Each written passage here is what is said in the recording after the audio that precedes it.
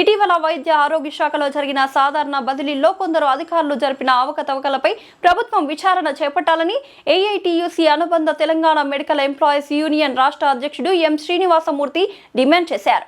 వైద్య విధాన పరిషత్కు సంబంధించిన కొన్ని ముఖ్యమైన సమస్యల సత్వర పరిష్కారం నిమిత్తం శనివారం మధ్యాహ్నం 12 గంటలకు హైదరాబాద్ కోటిలోని కమిషనర్ కార్యాలయం వద్ద జరిగిన నిరసన ప్రదర్శనను ఉద్దేశించి ఆయన మాట్లాడుతూ తెలంగాణ వైద్య విధాన పరిషత్ నందు ఇటీవల జరిగిన బదిలీల్లో వచ్చిన ఫిర్యాదులు తక్షణం పరిష్కరించాలని, వైద్య అధికారిని కమిషనర్గా నియమించాలని, మెడికల్ కాలేజ్ అనుబంధ వైద్యశాలల్లో ఉన్న వైద్య విధాన పరిషత్ ఉద్యోగుల రీడిప్లాయ్మెంట్ తక్షణ చర్యలు తీసుకోవాలని మరియు మినిమం టైం స్కేల్ ఉద్యోగులకు సంబంధించి 2 నెలల వేతనాలు మంజూరు చేసి చెల్లించాలని కోరారు.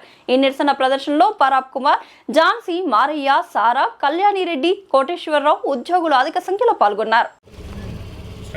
నా పేరు సారా ఫెర్నాండో, నేను సీనియర్ నర్సింగ్ ఆఫీసర్. అయితే ఈ ట్రాన్స్ఫర్లో ఏం జరిగిందంటే స్పౌస్ కోటాని ఇచ్చారు. స్పౌస్ ఇచ్చేసి అందరం సెంట్రల్ స్టేట్ వాళ్ళందరం దానిలో ఆప్షన్స్ ఫిల్ చేసి ఇచ్చాం లెటర్స్. అయితే లాస్ట్కి వచ్చేసరికి స్టేట్ గవర్నమెంట్ స్పౌస్కి మాత్రమే ఇస్తామని అన్నారు.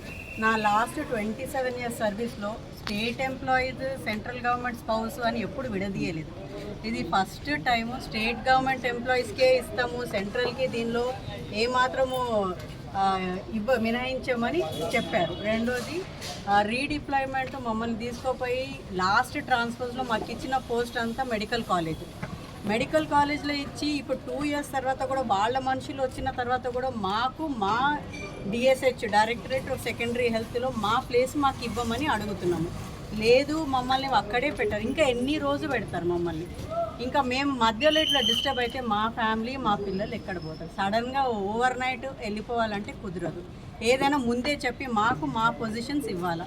మాకు ఇవ్వకుండా నెక్స్ట్ ట్రాన్స్ఫర్స్ ఇచ్చి ఇప్పుడు వేకెన్సీ లేదు మిమ్మల్ని ఎక్కడ సదరాలంటే అది కష్టం. ఇప్పుడు 2 పాయింట్స్ ఏంటంటే మనకు రీడిప్లాయ్మెంట్లో ఒక ప్లేస్ చూపించమని రిక్వెస్ట్ చేస్తున్నాం. ఇంకొక గ్రీవియన్స్ ఏంటంటే ఇప్పటి వరకు సెంట్రల్ గవర్నమెంట్ స్పౌస్కి ఇయ్యను అని అనాలి. ఇది ఫస్ట్ టైం అనడంతో ఏమైందంటే నెక్స్ట్ టైం ప్రమోషన్లో కూడా ఇది మాకు ఎఫెక్ట్ అవుతుంది. ఇప్పటి నుంచి 27-30 ఇయర్స్ నుంచి సెంట్రల్ స్టేట్ ఇస్తుండే.